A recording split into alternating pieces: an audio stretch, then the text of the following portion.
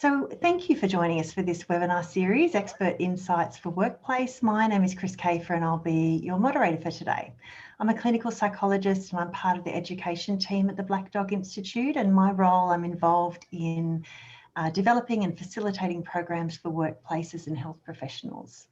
And I'm really pleased to be here, part of this panel today. So as we get started, I'd like to acknowledge the traditional custodians of the land that we're all joining from today. For me, as I'm joining you from Newcastle, it's the Awabakal people. I'd like to pay my respects to elders, both past and present, and extend that respect to other Aboriginal and Torres Strait Islanders who are joining us today. So this is the final in our webinar series, specifically developed to address the issues relevant to workplace mental health as a result of the COVID-19 pandemic. And this webinar formed part of a package that we developed to help workplaces manage during COVID, and we'll be continuing to add useful resources to our website. In May, we looked at supporting your team's mental health in uncertain times. In June, we looked at building your team's resilience to cope with change and uncertainty. And today we're going to be looking at how the use of technology has changed as a result of COVID and the potential positive and negative impacts that this might have on the mental health of your team. If you've missed any of these or you want to rewatch or share them, they're all recorded and available to view on our website. So I'm going to launch a poll for you to respond to while I do some of the introductions. And this is for us just to get a bit of a sense of how you feel as workplaces start to return to face-to-face operations.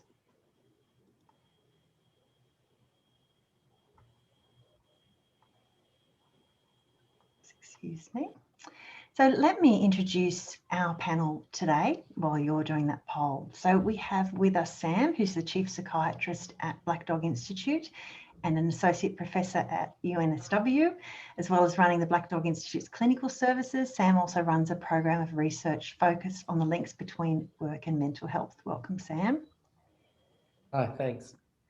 And let me introduce you to Anya, who's Deputy Head of Discipline in Work and Organisational Studies at the University of Sydney Business School. Welcome, Anya. Thank you. And I realise I'm wearing exactly the same jacket. And let me introduce you to Anya's colleague, Helena, who is co-director of the Body, Heart and Mind Business Research Group at the University of Sydney Business School. Welcome, Helena. Hi, thanks, Kris. And finally, Louise, who is Associate Director of HR at Gilead. And Gilead is a global pharmaceutical company who has a large number of their staff in Australia based in Melbourne. And Louise is based in Melbourne. Gilead is working closely with global health authorities to respond to the COVID outbreak through research into antiviral medications. Welcome, Louise. Thank you. So as always, we aim to provide you with practical resources and insights. The questions that shape this discussion have come from our work supporting workplaces during this time, as well as questions you sent to us when you registered for this webinar. There's also the opportunity to contribute to the discussions using the chat feature and put any specific questions to the panel there, and we'll try to get to those, as many of those as possible. Thank you for those who did the poll. I'm just going to end the polling now and we'll get back to that in a moment. Okay, so we might just start the discussion, Louise, and just check in with you and with Gilead in terms of in what ways did your organisation have to adapt to working in response to COVID? Yeah, thanks, Kris. Look, as you mentioned, our head office is based in Melbourne and most of the staff at Gilead are based in Melbourne. So for us, it meant a sort of a seismic shift in the way that we work. You know, in a matter of sort of a week, we basically transitioned everybody, you know, those in Melbourne and also if you weren't based in Melbourne to complete remote working from home. So it's been a huge change, both in terms of sort of how we work and the way we work. And it's been like sort of throwing out the rule book in many ways, you know, very quickly without a kind of roadmap of how to do it, you know, other than sort of co-creating solutions in real time and, in line with what was happening both sort of locally and then, with global frameworks as well, having to sort of co-create a new way of working. So, it has changed things in every way. And, for us, technology has been the enabler that's underpinned the way that we work, because everyone has had to, utilize technology to connect and to continue working.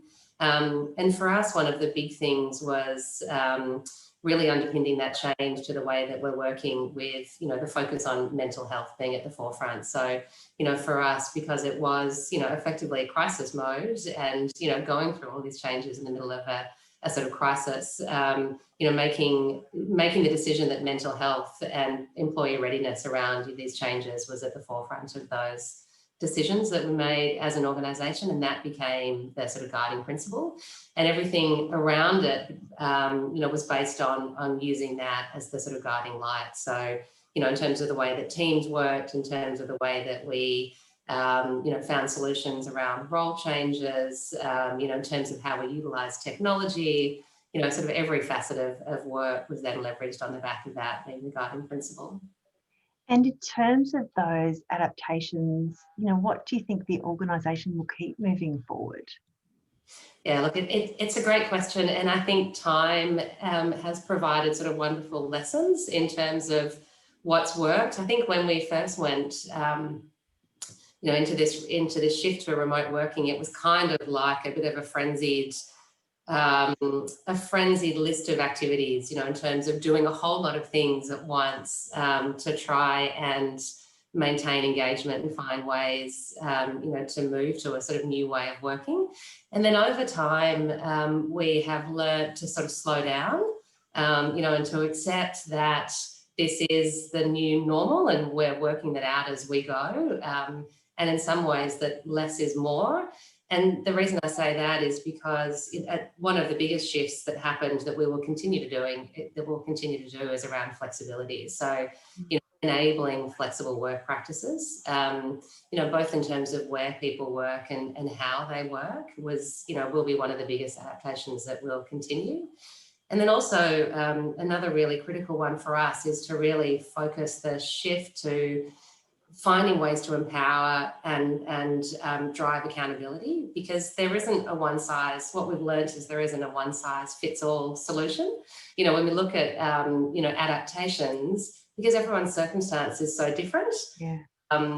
People's circumstance within teams and, across the organisation are very different. So really needing to find ways to empower our staff to help find ways to make this new way of working sustainable, and then using a whole range of tools and resources and changes to work practices to enable that. There's a long list of things that we'll continue to do and we're still working it out. But there's some significant ones that will continue to be the framework that we'll move forward with. Yeah, excellent, great. And look, I might just share the results from the poll. And looking in terms of what our participants are saying, that, the vast majority, 81% of people are wanting to look at how can we maintain some of this flexibility that was kind of forced upon us with COVID, but how can we maintain it now that we've been exposed to these new ways of working in terms of both flexible hours and working remotely? So, yeah, interesting. I guess we're probably predicting that kind of response. Did anybody else want to comment on that? That was probably what we were predicting. Yeah, so the small percentage of people who want to return to pre-COVID ways of working, and it will really depend on what industry you're in too as well. All right, thank you for that. Okay, so might move on to just talking about a particular paper that was really timely in terms of when you guys produced this. So Anya, Helena and Sam, you were involved in writing a paper that was published earlier this year, which undertook a review of research into technology in the workplace and the impact on mental health and wellbeing. And that was before COVID was upon us. And Anya, I was just wondering, what were the overall findings of this review? Is there clarity about the relationship between flexible working, technology and employee mental health? Yeah, it was incredibly prescient actually, Kris, because as you mentioned, we actually worked on this paper in 2019, and then when it was published, we were like, wow, we are actually entering a live experiment. It's and I'm sure there will be very, very rich research that comes out of the experiences we're all going through now. So in terms of what we did, we looked at the literature and particularly research around technology, and we tried to project into the future, knowing not realizing just how close that future was, around, well, if this is what we know about the way in which technology impacts mental health, then what does that say about the future of work and the way in which we might be planning for and anticipating what we can do better and how we can manage the benefits, but also the potential issues that arise as technology becomes more and more omnipresent, if you like, in our work and the way we work, what work we do, and also where we work. So I know we're particularly focused on flexible work for this seminar. So needless to say, and I'm not going to surprise anyone to say it's complicated. It's a very complex issue. And what we found through the review was that there are lots of benefits to working flexibly, but there are also multiple challenges. And I think what became even more apparent was that it's not just that there are benefits and challenges, but it also varies depending on your own personal circumstances and the kind of work you're trying to do. So it's not even that you have the same benefits or challenges across the board, because each person has their own complexity that plays into that. So whether you're working at home with family, children, and other kinds of challenges, or whether you're working at home alone. So all of these things play into whether or not and how you can use technology to facilitate work and also to facilitate well-being. Yes, and look, you know, with these review articles, it is often a complex relationship, isn't it? Yes, and I think that draws in with what Louise was saying, that it's been such an individual experience for everybody within different places of work. So we might just talk about the benefits first up. And I'm wondering if people want to be contributing to the conversation in the chat box and just letting us know what have been the benefits for you. And I might just start, Louise, with you. What have you found the benefits have been at Gilead in terms of working in these sort of more flexible and remote ways? Yeah, look, I mean, I think my sort of immediate response is to talk around the ability to better manage the work-life scenario. Talking about work life, my dog's just walked in as much as outside. She's crying in the background. So for a lot of people, it's the ability to find ways to blend, you know, their life without the boundaries of having to go to work and commute to commute each day. But the interesting thing is, you know, when I was thinking about this question, I think the experience of that flexibility and being able to work from home has worn off for a lot of people over time, and that's really reflective of that poll where, the poll response. I think when we first went into COVID, everyone was really happy to be able to work from home. You know, the novelty of being able to wear, you know, leisure wear becoming the new normal, and being able to, you know, go for walks at lunchtime and, find different ways to manage time. But I think over time that's become, you know, in some ways a challenge as well. So, you know, I think the flexibility to manage life has probably been the number one benefit, and that just means different things for different people.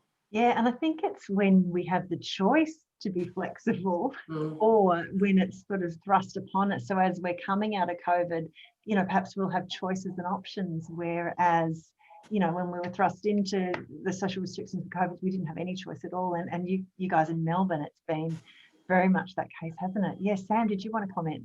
Yeah, can I ask Louise two questions? I think one of the really interesting things about Gilead, you know, for many of us who have had to move to the work from home thing. You know, there's a lot of businesses that are doing less work than usual because of the circumstances. I assume, given that the industry you're in and the work you do with antivirals, that if anything, you guys were busier than usual. And so I just wonder, two things. Firstly, what you see as the association with productivity, and to what extent these things work okay when it's business as usual, but how well are they able to cope with surges? And then secondly, how do you deal with the practical issues of the different types of resources that people have at home? You know, one of the interesting things about a big event like COVID is it does tend to amplify existing inequalities. So people who are on a good income, who live in a nice house, working from home is delightful because they've got a sunny study where they can work and they've got fast internet. People who are already sort of struggling, working from home doesn't work so well in a studio apartment with no internet. So I sort of wonder how a big organization deals with those types of things. I'm sorry, they're two unrelated questions, and arguably ask them separately. No, great question. And just sort of focus me if I miss one of them. So maybe I'll start with the second one first. I mean, look, we have been with looking at mental health and the ability to support people during this period, being at the forefront of how we've approached COVID. We have done, I think, some wonderful things as an organisation to make sure people's home environment is set up correctly. So we have provided some things globally to really help people manage that SAM, which has been very fortunate. And I know that's, you know, that's not the same for all organisations, but we've helped set people up with sort of some funds to create a home office, and also to help manage some of the arrangements if they're managing work and childcare, you know, to really, because across the organisation, you know, to your first point, we haven't been busier than ever. You know, we've really asked people to, you know, take on lots of additional responsibility and work, because as an organisation, we've been incredibly busy, and the work that we're doing is, you know, is incredibly important. So, I mean, I think, but even without that, there isn't,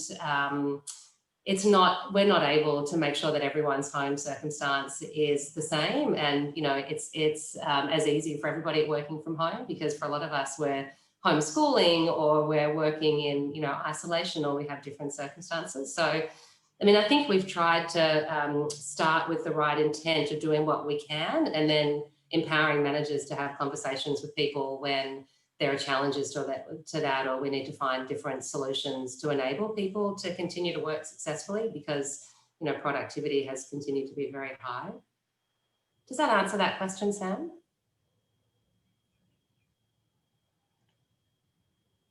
Yeah, no, I think it absolutely does. Because I don't know what other people's experience are, but there's something about Team and Zoom that seem to create extra meetings. And I just wonder, so I'm sort of left wondering, is there something about COVID that has made my job more busy, or is there something about new ways of working that seem to have made more meetings be part of my life? Yeah. And I guess it's difficult for you because you guys are probably more busy than you were, but I mean, I think just very quickly, you're absolutely right. I mean, we continue to poll staff on a regular basis. You know, what's been important for us is that ongoing dialogue about what's working and what's not working, and how to kind of iterate along the way. Zoom fatigue has been the number one thing that people have been challenged with during the course of this, because the informal conversations are replaced by meetings. And then you end up, you know, being in a cycle where you're in meetings all day, and that has, you know, as we know, has had some significant impact. So it's a bit of a catch-22 in many ways, in terms of technology being a blessing and a curse in that respect. True. Kris, I want to know if either Helen or Anya has an answer to Katrina's question about what Zoom is doing to our brains. Yes. Look, we're going to get on to it's interesting, isn't it? We're sort of talking about what are the positives, but we automatically go to the negative. Yeah, so we'll move on to that in a minute. We'll pop a pin in that, but we'll definitely come back to it, because I'd be interested in that as well. I'm sure it's done something to my brain. some of the things that came up, I guess, in the chat were some of these ideas that, we know is that, if people are spending less time in traffic, less time commuting, there's more flexibility at home in terms of being able to throw in a load of washing or, put some food in, get organised for dinner. Less time sort of spent wasted in terms of travel. In terms of, say, what the research has found, what are the benefits for individuals, Helena, if you'd like to speak to that? Yeah, I won't take too long because I think that the chat responses have covered a lot of it's very consistent with what we find in the research as well around, greater flexibility and the benefits of that. And I think I just want to build on just Sam and Louise's point around, and I think there was a chat conversation around the corridor chats, the 2 minutes things that you could efficiently get sort of a response to are now, Sam, long meetings on Zoom. But there's also the flip for me, personally. It was a disaster when we had to homeschool. I had to homeschool at the beginning of the lockdown, but since the kids have been back, it's actually been really good working from home. And in fact, I feel like I've been more productive because there's less office distractions. So as much as there are more Zoom meetings, they're a little bit more structured. And I tried to be a bit structured in putting them all into one, as much as possible, one day, like BIM Zoom meetings. So then I can then create the space to do other stuff on other days and be more productive and get work done, real work done in that way. But in terms of, so we discussed quite a few of the benefits in the paper around how the flexibility and the autonomy provides people with a sense of control. I think this is a really important factor here. It's not just the amount of demands that we're having to contend with, but feeling like we're lacking control. So I'm not at all surprised actually by the poll findings that having the option, to pick and choose depending on our unique circumstances, that's a clear point that's come out here. It's really, really what drives the benefits. So that's probably all I have to say about the point on benefits. Yeah. And Anya, are there benefits to an organisation in terms of working in this way? Yeah, it's a really interesting question, Kris. I mean, there are the obvious benefits that you can think of in terms of organisations outsourcing the costs of their overheads and running an office. So, for an organisation that might seem like an attractive deal. And they also aren't restricted to recruiting employees that are within a 20-kilometre sort of radius of their office. So there are kind of those practical considerations that an organisation might think was a bit of a win. But I think more importantly, I think for an organisation, it's a really valuable time to rethink work design and to rethink what it means to work in this organisation and what we value in this organisation.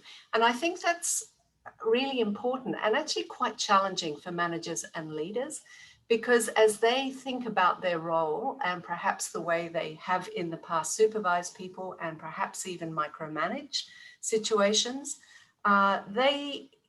having people not on site, having people that they are trying to connect with remotely really challenges a lot of assumptions we make about what is performance, what do we mean when we think of people being productive, and what is our organisation if it's not the people and how they communicate and connect with each other. So I think those are really quite fundamental shifts, I think, for organisations to contend with. And it really taps into some of the hidden assumptions that we have about performance and productivity, and also about what we value from work and from our people.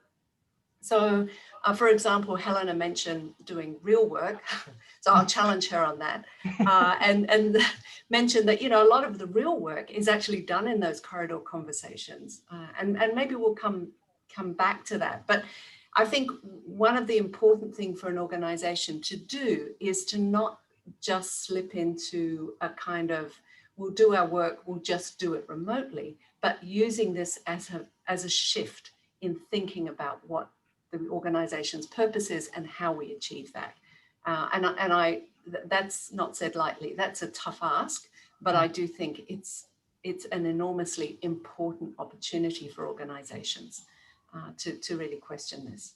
Yeah, and so this whole experience is prompting some of those conversations and considerations now for organisations. Yeah. Absolutely. One of the things that's happened over time in my, well, that I think I've observed happen over time, is that early on, you know, we were really looking at these new ways of working as to how we can keep stuff tipping over. You know, in my world, in terms of research projects, you know, it was how can I keep those existing projects moving along with everyone working from home? And that wasn't so difficult. I think why the stage a lot of organizations are up to now is, well, how do we actually start new things when we're working from home? You know, that's a totally different challenge. How do you actually have those discussions around strategy and purpose and, you know, the type of stuff that you used to sit around in a room with a whiteboard and try to sort out? How do you do that remotely? And at least to me, that's something I'm finding quite challenging. And I'm interested whether other people are sharing that, are finding that as well, and whether there's any tips around how we do that. And do organisations risk losing some of that creativity and some of that connectiveness that allows, that is the scaffolding around us getting stuff done if we continue to work in this way? Yeah. So would one of the researchers like to comment on that? In terms of, I guess, a negative organisational kind of impact potentially. Well, I think Sam's right. I mean, when we were first moving from working in the office to working from home, one of the, as Sam said, I mean, your immediate concern is how do I just keep functioning and keep producing what it is that I need to produce in this period of time. But as this period has extended, then I think organizations do need to reflect on how we replace what we've lost in the process, and to think deeply about what it is we've lost, indeed, because when we are co-located, that gives us opportunities to do things that we can't do over Zoom, and that's exhausting to do over Zoom, and that challenges us in terms of our mental health, I think.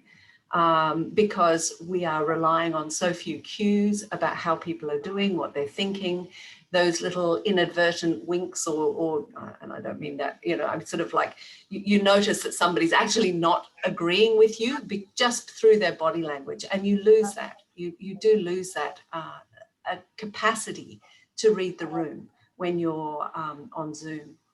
So I think we do need to think about what we've lost. And I think it is the social connection and the way in which we create a sense of purpose. I mean, ultimately, an organization is the people and the way that they're connected together and the conversations they have and the way that they make sense with each other about what we're doing and why we're doing it. So what our purpose is, why we are engaged in this and why we want to be here. So I think finding ways to create those connections, I think is really important, because while we can survive short term, I don't think the way we've been working is necessarily a good long-term proposition. I probably want to also add, perhaps to Anya's comments, is that, you know, a lot of organizations are in a hybrid mode at the moment, where they're not completely all working from home and they're not completely all in the office. And so there is an opportunity to work out, well, how do we work in this way where there is that sort of the two models working in tandem, and according to the poll, it's people want a bit of both. So that's the bigger question, I think. I don't think it's this or that. It's actually, how do we configure this in a way that is going to work for the purpose of the organization? And the second point is that there are lots of organizations where virtual teams are a norm. This is something that they do across boundaries, across time zone. It's not something that is entirely new or novel. And we can learn a lot about the way they use technology to connect people more meaningfully, I think. So I guess I just wanted to add to that, Anya, that we can learn from existing models, actually. Yeah, and that it is this opportunity now for everyone to be rethinking at an organisational level, and also for individuals to be thinking about what works best for them. Do they have a circumstance where working from home does work well for them, or is it not so good because of their circumstances? I just wondered, in terms of, are there any, I know in the review you found that if it's not managed well, that flexible working can be a significant risk to employee mental health. Like, what are we talking about here? What sort of risks do we mean? Helen? To kickstart that, Kris. Yeah, there are lots of risks, and I think the paper, and I was hoping we would share screen the cover, the first page of the. Yeah. So actually, what we're going to do, we'll be sending out an email to everybody who's participated today, and that will have a link to the article in it. That's great. Yep. So I think a few points here, and I want to make room for the others to also comment that there is some good evidence that people who are working remotely are actually working harder and longer hours. So it's not the contrary to, they're not just relaxing, watching, I don't know, whatever it is on midday TV now. But the issue is around, one of the issues that we also discussed in the paper is how technology and the pervasiveness of the use of technology in the in the home context is producing what we've labeled a sort of a norm of responsiveness, where you're feeling, I don't know about the others here, but having to feel like you constantly have to reply to emails straight away as they land in your inbox. Or so that's not necessarily, and feeling like you can't actually switch off, even though it's your off work time. And this really creates an unrealistic expectation, I feel, at least, that you have to be always online, and this increased work demand really is quite straining, and that's what's contributing also to the exhaustion and the burnout. And I think for me, and I could reflect on my own experience, when I've been most stressed is when I feel like I've not been able to mentally disconnect from work while I'm at home. And there's a lot of evidence around when the blurring of these boundaries, I think Louise talked about that, and the work-home interference, when work starts to eat up into your recovery time, because you actually need the recovery time, these breaks, to be able to replenish the lost resources. And I think that's one of the major risks at the moment, where when we're bringing the work into the home space, and the lack of structure and the lack of boundaries behind that is, I think, one of the key factors that's driving. And I just want to finish up. My point is, I feel like anything that can help you to exert some control over the demand. So I've actually started using this feature, maybe you guys all know it, on the iPhone, called downtime. And so you can schedule when the phone disables all your apps, and and you can override it, which I've done a few times, but I try to set it from 6 to 9, which is my family time, 6 p.m. to 9 p.m. So I think really deliberately structuring the way you work at home so that you do have that protected time for non-work stuff. Great. Look, I was just looking in the chat. Katrina wrote a very interesting point. It feels like we're no longer working from home, we're living at work. Yeah. And I think particularly at the beginning, when we're all sort of hit with it, it's very hard to work out those sort of healthy boundaries. And just quickly, Kris, like the term working from home seems to just slip off people's tongue as if it's a very natural thing. But for me, it's work. I am at home trying to work. It's not, if you rephrase it that way, you actually acknowledge the complexity of what we're doing, most of us are doing. But yeah. Absolutely. Sam, are there any people that are more at risk of this kind of flexible working from home in terms of their mental health? Look, I think it's really building on that point I was saying earlier, that what situations like this do is they amplify stuff that's already there. So I think, the people in my team that I have greater concern for are those that were already socially isolated, where I know that you know, them coming into work was sort of a really meaningful part of their day.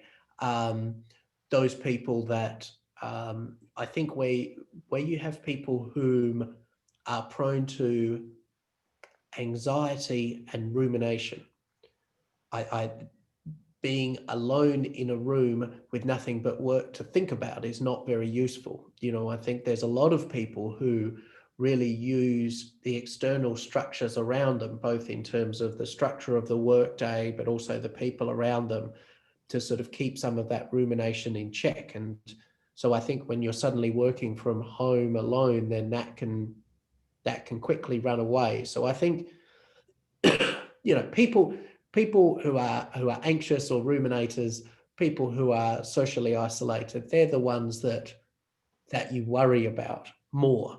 And that I think you have to, as a leader in an organization, you have to be going out of your way to check in on. I think more than that, there's sort of, you know, it's very hard to predict how different people respond to different events. And I noticed there was someone in the chat box talking about, you know, what an important intervention it was when their leader sort of made some comments to them around sort of expectations of work and checking in on them and that. And I think, you know, that's a good reminder, because again, I think it's, you know, to be honest, in the first couple of weeks after we all started working from home, you got sick of people asking if you're okay, because everyone was in that crisis mode. I actually, you know, it's now is the time that people are beginning to struggle, and yet we've all kind of, you know, forgotten to ask about it recently. So yes, you need to think about who's at risk, but I think actually just more generally, you need to be putting the feelers out there to see how people are traveling. Yeah, and then perhaps, you know, looking for any cues that they might not be traveling so well, and yes, trying to pick those up via Zoom. Louise, did you want to comment on how that all occurred for Gilead? Yeah, look, I mean, everything that's been said just resonates very strongly. I mean, I think there's two key things I just wanted to sort of touch on, which I think are really important. And one was from Helena, and one was something that Sam mentioned. The first one was that idea of control. I mean, I think what's been really important for people is to find, from a mental health perspective, is to find ways to help people feel a sense of control, regardless of their circumstances, in terms of finding ways to make this kind of way of working sustainable. And, you know, that relies quite heavily on managers to have a very sort of empathetic and sort of feedback orientated, you know, really demonstrate some of those behaviours and get out of their comfort zone. And then I think from an organisational perspective, finding some infrastructure that enables those conversations to happen, particularly when they need to happen virtually. So finding ways through kind of different communication cadence, whether it be through, you know, kind of regular all company communication about what's happening, and finding ways to have, you know, real-time pulse checks and conversations and get feedback. But then also find ways in sort of more informal team settings to sort of create that psychological safety, you know, to create ways to make it normal and okay for people to kind of speak up or to connect or engage or share experiences about the ups and downs of, you know, the roller coaster that we're on. I mean, I think they've been really important things that will continue to be takeaways that we're, in terms of the way that we operate, that won't change, because I think that's really enabled, you know, a lot of the adaptation to be integrated successfully. Yeah, and from an organisational kind of perspective, that sort of creating feedback loops, checking in what people are doing, supporting managers to perhaps change the way they manage. What do managers need to do differently? Yeah, and it's a great question, and I think we're still working through that. You know, we all the answers haven't been created. I mean, I think some of the things that we've done is really focus on how do we support managers from a capability building perspective, and we've done things around, you know, sort of things that we can help with mindset shift. So, you know, sort of looking at growth mindset, and obviously doing some, you know, work with the Black Dog Institute around upskilling them to be comfortable to have conversations and destigmatize sort of mental health issues, so it becomes normal, more normalized to have these conversations. But I think from a manager perspective, it's acknowledging that we're asking them to do things a little bit differently as well, and really start from a place of having a very high level of empathy, and to be very conscious of their own biases, and acknowledge that some managers are also in tough positions. They might also be struggling. So finding, I think for us, one of the things that's been really important is mechanisms for people to check in with each other, to find that sort of peer-to-peer connection, or ways for people to look out for their colleagues, to identify or preempt some, issues that might be happening.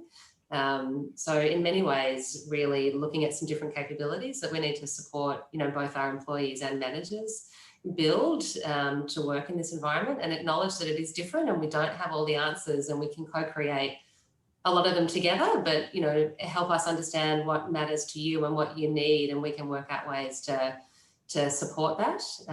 So I think a lot of it is in a regular dialogue and input and agility around what's working and what's not, and what do we need to shift. Yeah. And sorry.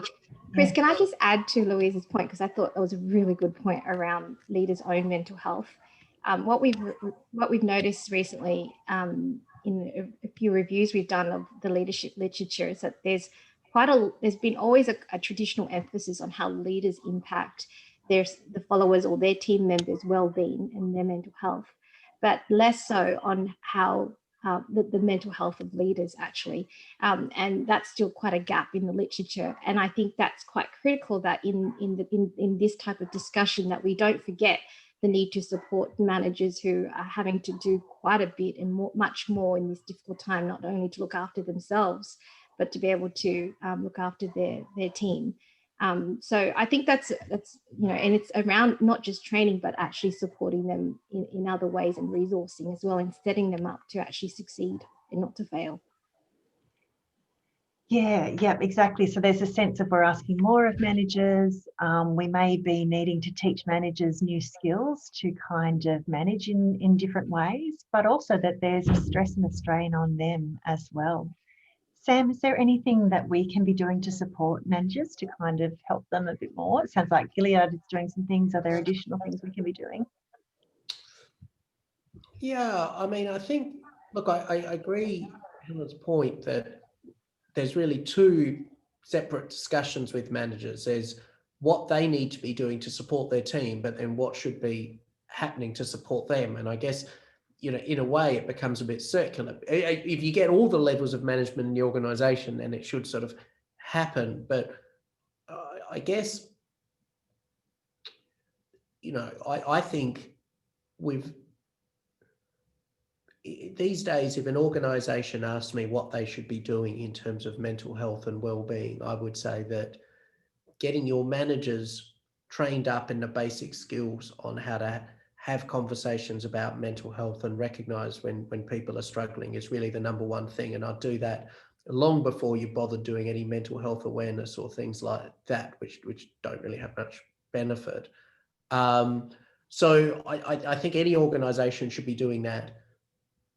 Then in addition, once you do that, you've got to work out how you're going to support the managers, both for those conversations they're having and for their own mental health. And that's about having senior leaders on board, and also about making sure you provide, it's not always about mental health support as well. I think sometimes mid-level managers can get enormous benefit from just making sure they have appropriate mentoring in place, and that kind of guidance from people who've been doing that role for a while. And I think that's more important than any particular mental health intervention. Great, thank you, Sam. Yeah, and I was wondering, is there a certain management style that works better during this time? Someone asked a question in the chat box, should they be asking staff to record every day what they've done, or is there a sort of a different style that we're after during these times? I'm not sure who'd like to answer that one. I tend to defer to the other two on questions. Yeah, that's a really good. I actually saw that on the chat and was going to make a point about that. So I'll share, and Anya, you might want to add to it as well. Is I think micromanaging in any context is what the literature's find is it doesn't lead to positive outcomes in terms of performance, well-being, everything we care about. But then the question is, well, what style? Like, if you're not micromanaging, how do you sort of manage in this sort of new norm? There's a term going around called trying to be a macro manager, which is different to a micromanager. So the macro manager creates meaning and tries to create a shared purpose, very similar to the things that Anya had talked about previously, and creating common vision and common goals. And so what they do is, instead of perhaps asking their team members to give them a schedule, like, note down what they've been doing, or checking their Zoom, their Outlook calendar to see how much work, how much sort of work is involved in their schedules, but actually helping the teams to connect the dots and sort of being able to highlight the contribution of team members and how they're contributing to the shared purpose. And I think the point that Louise made earlier is really important too, around creating that psychological safe place for people to actually be able to then voice concerns that they have, because until you have that, people aren't really going to speak up. So that's, and there's another literature emerging around autonomous supportive leadership as opposed to controlled leadership, and that comes from the self-determination theory literature. And that autonomous supportive leader is highly supportive but gives that autonomy. So it's sort of like, instead of being autonomous but without any boundaries or support, that's actually just starting to get closer to laissez-faire type of leadership.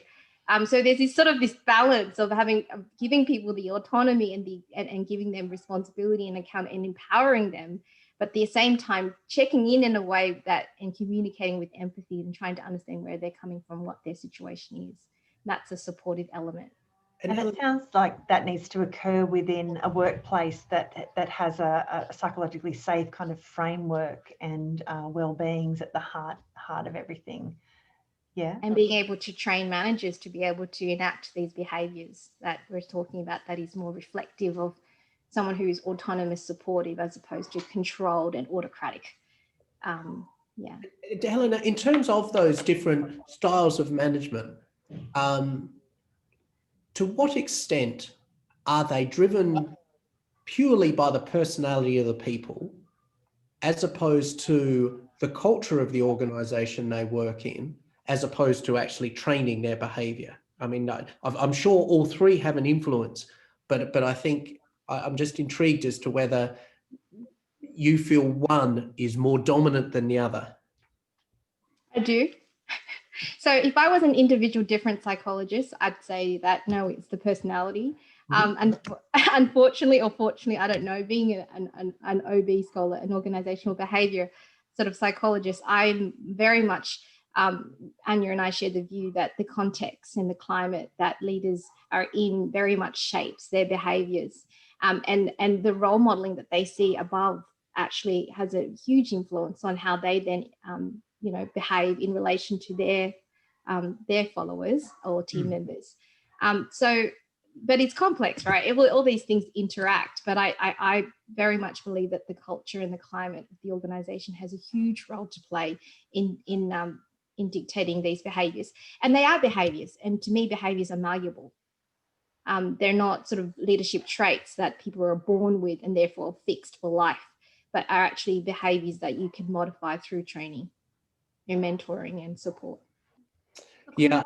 Thank you for that. We might just move on. We don't have a lot of time left, and I really want to get to this whole Zoom fatigue. What can individuals do to look after themselves? What can managers and organisations do? We know that in many ways this can work well, but that there are some costs and negative experiences associated with it. So I'd just love to hear from everyone in terms of what are some things that we can be doing about it? What are some suggestions we can be giving to people? Don't all rush me. If anyone looks at my calendar, they know that I'm not the person to give advice on this. I'm overwhelmed with Zoom meetings. I'm just going to sit back and listen to other people tell me how to sort this out.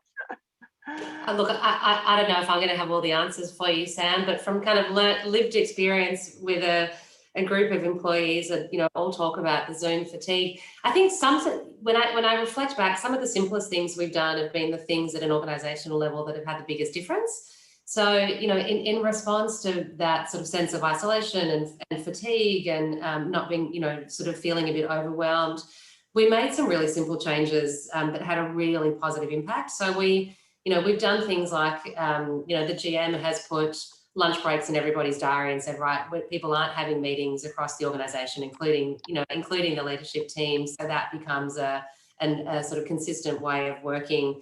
We've done things like, you know, meeting-free Fridays and empowering managers to have conversations with their employees to say, you know, tell me what your week looks like and what's not, what is actually critical and what's not critical, and how do I help you shift time? Like actually almost getting back to the kind of simple basic elements of how do we empower people to find solutions rather than sort of get stuck in this sort of phase of being sort of overwhelmed or not feeling empowered. And those things have been really significant, which, you know, 6 months ago we'd started with that, we would have all been in a different place. But I think it's through trial and error that going back to the basics has been probably one of the biggest changes in many ways. And at individual levels, what advice do we give people? Thanks, Louise. Yeah. I was going to add, Kris, at the individual level, and that maybe a lived experience, personal experience for me is, and there's some literature and evidence around this as well, is that organising your time, this goes back to the concept of control again, in a way that is more effective. Sam, look at your Zoom, look at your Outlook and say, is it based on priorities and goals, or is it just task-based scheduling, right? And because the evidence is that you don't actually need to achieve big things to feel motivated and well. It's just the little small wins and this sense of daily progress and a sense of accomplishment when you tick off something little and you proceed towards that bigger goal that is really, really, really replenishing. That's what motivates you and keeps you going. So these little small wins and look for them and try and schedule based on sort of priorities and goals versus just task driven. I need to get through this very task driven type of to-do list. And also I'd add adding in connections with people that are just purely social, that are about having the cup of tea that you might have had in the tea room and having a chat about non-work related issues, and building that into your diaries. Well, there's been some nice suggestions in the chat box as well. Yeah. Booking meetings at 25 minutes rather than 30 or 50 minutes, so you have time for a bit of a stretch or a break. People are doing sort of stretch routines, and I know at the Black Dog we've been invited to do mindfulness in the middle of the day and different sort of opportunities. Any other suggestions for individuals? And please keep adding them to the chat box as well. Any comment about the whole Zoom fatigue, and anybody know, what do we know about what Zoom's doing to our brains and our eyes? Any suggestions around that? It's interesting. I think because this is still relatively new, I don't think we know enough yet about, what will happen. But what is very different about Zoom is that we're not used to sitting and looking at ourselves constantly. Yeah. So I think that's not very healthy. I don't have a solution to that. Turn off your own camera when you talk. You can turn off your own camera, but then you're wondering what everybody's looking at and giggling.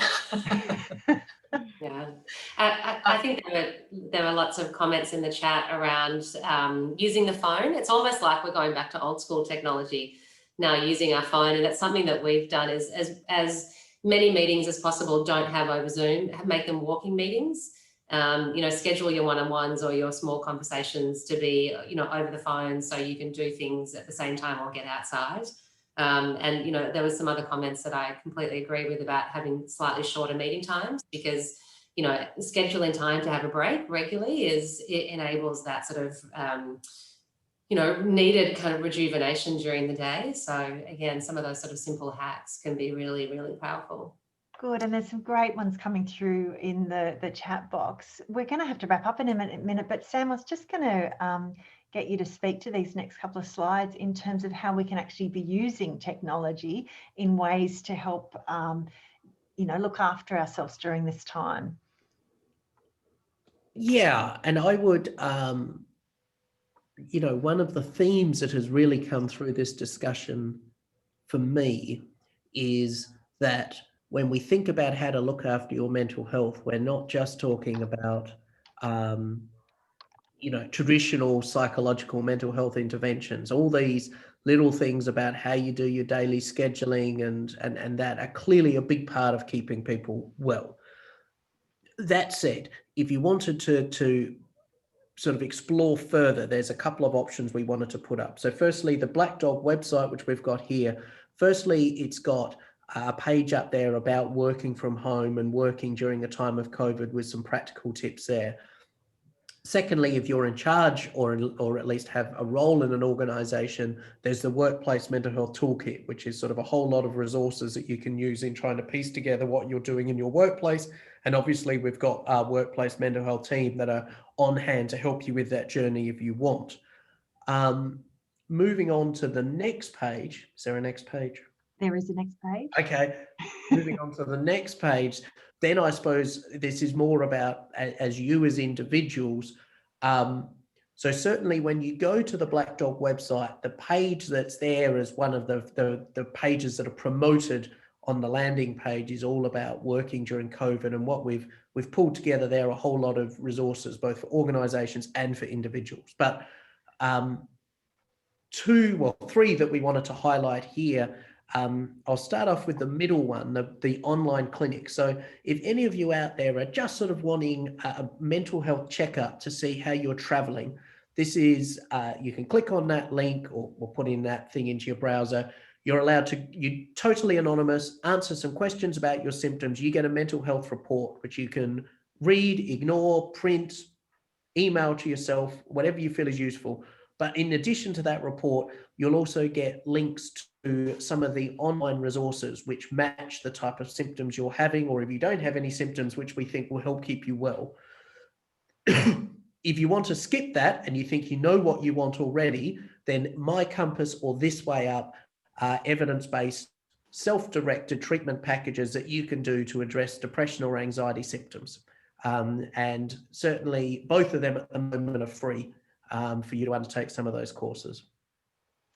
Was Fantastic. And the research does tell us that you know, online, there's a lot of good evidence behind online treatment programs being really good for people with mild to moderate symptoms, and in a preventative kind of way as well. Look, we're out of time. I just wanted to thank our panelists. It's been a really rich and interesting discussion. I feel like we could have kept going for another good half hour, but everyone's got things to do and places to be. But thank you again. And look, thank you to everybody who's participated in the discussion. In the chat box, there's been some really rich and useful suggestions in there. I'd like to encourage you to join us to our next Expert Insights for Workplace, which is going to be the 2nd of December. It'll be our last one for the year. And we're going to be talking about what you can do as managers to create a mentally healthy workplace. And we're going to be hearing from executives from a range of sectors who've been working on this, the challenges they've faced, how they've dealt with it, and what's working well. So you'll receive the registration link in the follow-up email from us tomorrow, as well as the articles that we've spoken about today and the resources that we've mentioned. But please get in touch with us if you have unanswered questions or there is anything that we can help you with. Please just take a moment to complete the evaluation, which will appear when I close the webinar. Thank you so much, and we look forward to seeing you again in December.